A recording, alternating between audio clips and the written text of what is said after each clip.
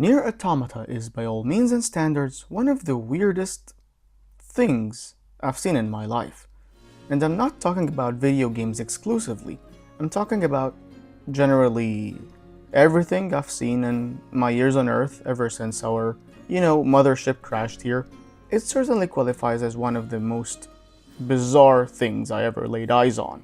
Just like the game, this video might start a bit slow and build up focused, but will progressively get more and more interesting.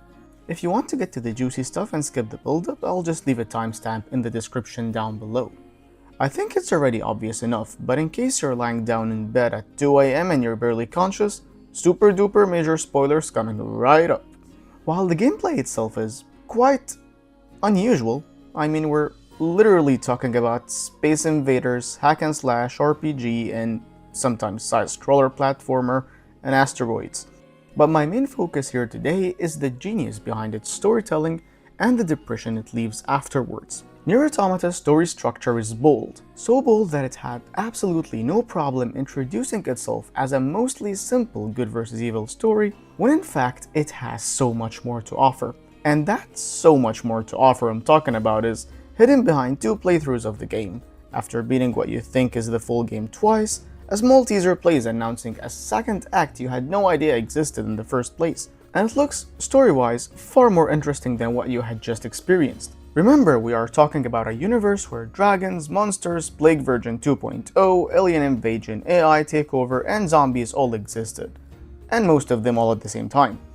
And these zombies are actually zombie robots, because why the hell not? And somehow this mist crafted a story so good I would like to consider my personal favorite game story of all time, or at the very least among my favorites. The game starts with both android protagonists dying in an artificial big boom by touching 2 black boxes in order to kill their enemies, waking up soon after in another identical looking bodies, keeping their personalities thanks to uploading their memories to the server before dying, though NieR chose to upload 2B's memories first, which resulted in him losing a part of his own that he ran out of time before uploading. This sets up the formula of: aliens invaded Earth using an army of machines and are hiding God knows where, humans evacuated to the moon and are relying on Yorha, also known as the androids, to take Earth back for them. So in short, we're talking about an alien invasion game here, without humans, or aliens.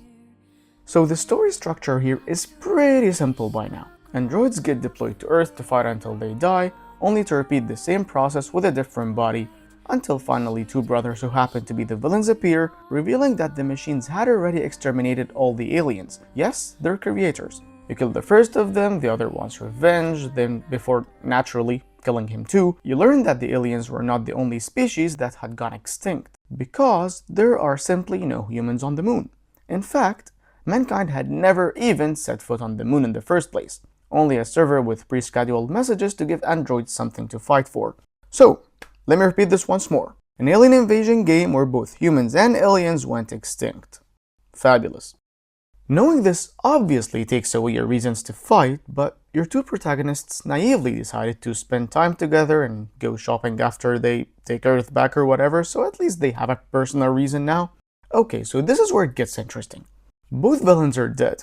Victory achieved, NieR dies, 2B cries, NieR lives thanks to the powers of whatever the hell every Disney prince survives because of when their lovers cry, and credits roll.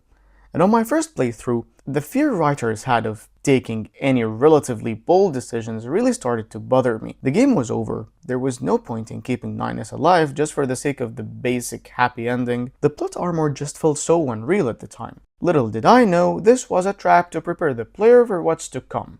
And my guy, I took the bait like a champ. You start the game again, this time around you're playing as NieR, and you start seeing what you saw from a completely different perspective, because all these questions 2B kept shutting him up about was because he could actually understand some of what their enemies were saying, and despite the fact that everyone you knew and trusted kept insisting that machines had no intellect whatsoever, and their actions and words were only mimicking humans, NieR starts seeing a great contradiction between what he's witnessing and what has always been considered basic facts among his people. This is when you start realizing that there is much more going on than what meets the eye. But what's mind-blowing is how much is actually going on that you had no idea about when you thought you had finished the game. First, you think the game is over. Then you learn more about the universe from NieR's point of view, just enough to let you question your actions in the entire playthrough. Then the game reveals with a teaser that you only had experienced the first half of the story, and the second one seems far more interesting. The game has been keeping you in an overwhelming sense of safety for so long. Nothing happens to any of the main characters, and if anything does, they will just respawn one way or another. Losing a fraction of their memories is really the worst case scenario. You're so confident that absolutely nothing can go wrong with this mission dispatched, mission complete story structure, artistic as it is. The very first hour of Act 2, which the game calls Route C by the way, the bunker gets destroyed along with almost all of Yorha, shattering the safety the game made sure you felt at the point. But rest assured, because in a typical plot armory fashion, the protagonists survive.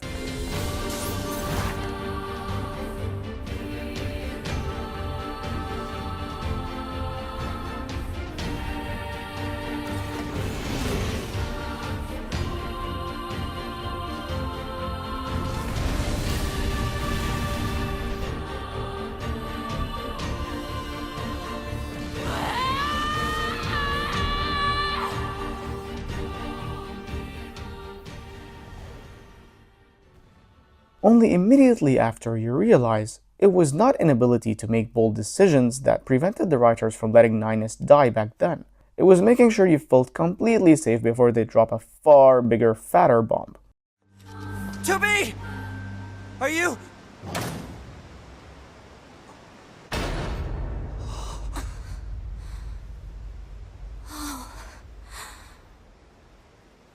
Nights.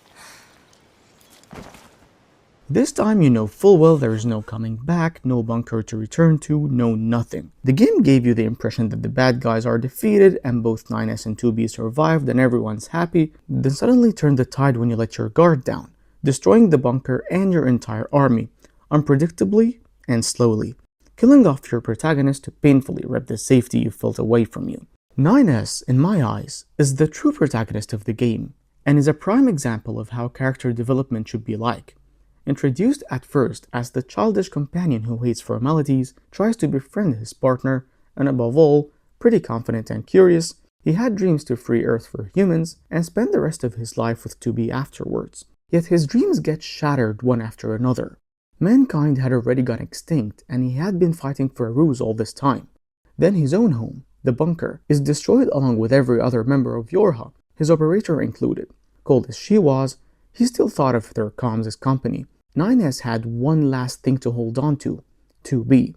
And not long after, 2B was killed right before his eyes by the last surviving member of Yorha besides himself, A2, the deserter who had officially been labeled as the enemy before and had just made herself NieR's personal enemy, surrounded only by machines who he vowed to kill every last one of for taking Yorha away from him, and A2 who had just taken 2B from him.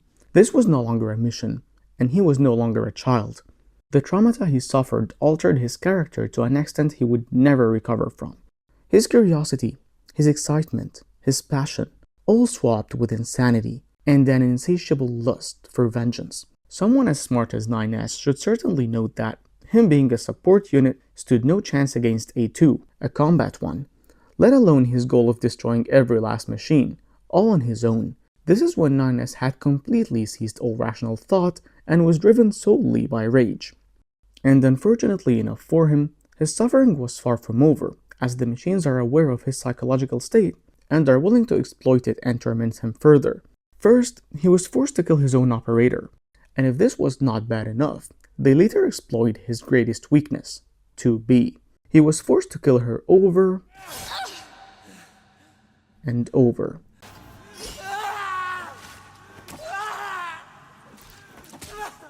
This was undoubtedly the beginning of the end for NieR.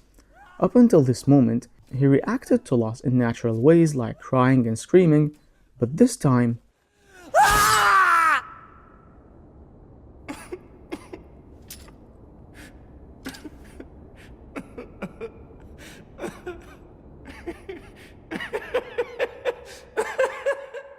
during his battle against multiple 2B units, NieR lost an arm, which renders whatever small chance he had completely impossible.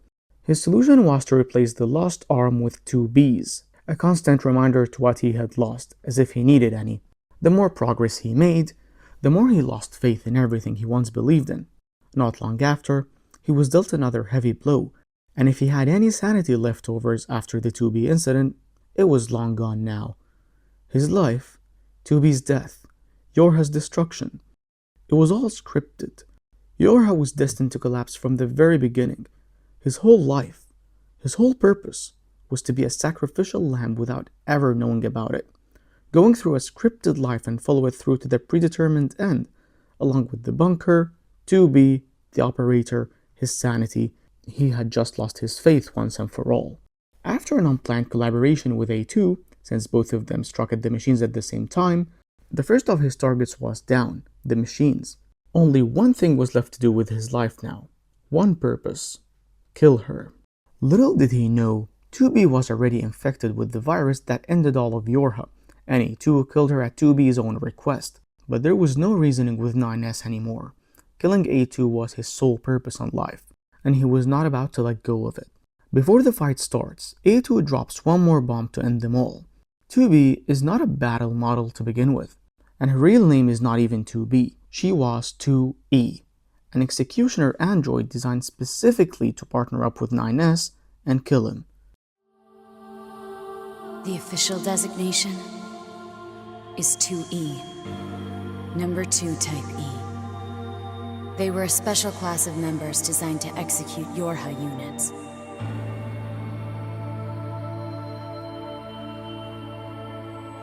But you knew that, right, 9S?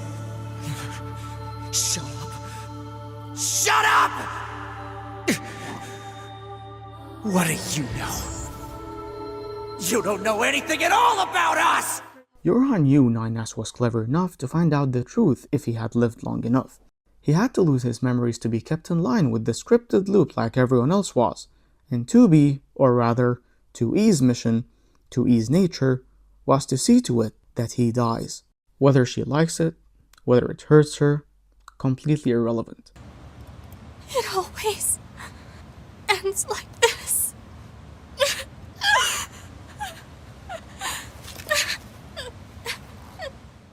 9S's recklessness in fighting the machines got him infected with the logic virus as well, setting his life on a timer, and this timer only meant to him how much time he had left to kill A2. Proposal: cease combat. Fighting her at this point would be Pod irrational 153, I order you to halt all logical thought and speech. This order shall remain in effect until you confirm the death of either myself or Unit A2. A2, on the other hand, never saw 9S as the enemy. In fact, she saw him as a victim of Yorha's system, just like she was, which is why she never seemed angry at his actions despite how reckless or vengeful and stupid they were. In the end, 9S gets one of two endings. If you decide to play as him and see his well through to the end, he will succeed in killing A2, thanks for the fact that she was holding back as she had no desire to kill him, but despite his success, 9S will not survive the encounter either as he lands on A2's sword, impaling himself and accidentally ending his own life in the most painful of ways.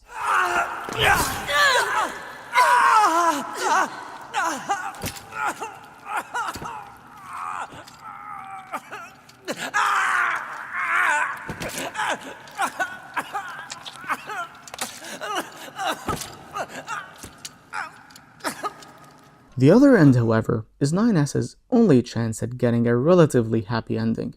A2 manages to hack into him, transferring the logic virus to herself, effectively sacrificing her life to save his. Then 9S is taken away as the tower crumbles, surviving the final encounter. While the traumas he went through will leave an everlasting effect on 9S, in ending E, the pods were supposed to delete all traces of Project Yorha, but they chose to smuggle the data of 2B, 9S, and A2.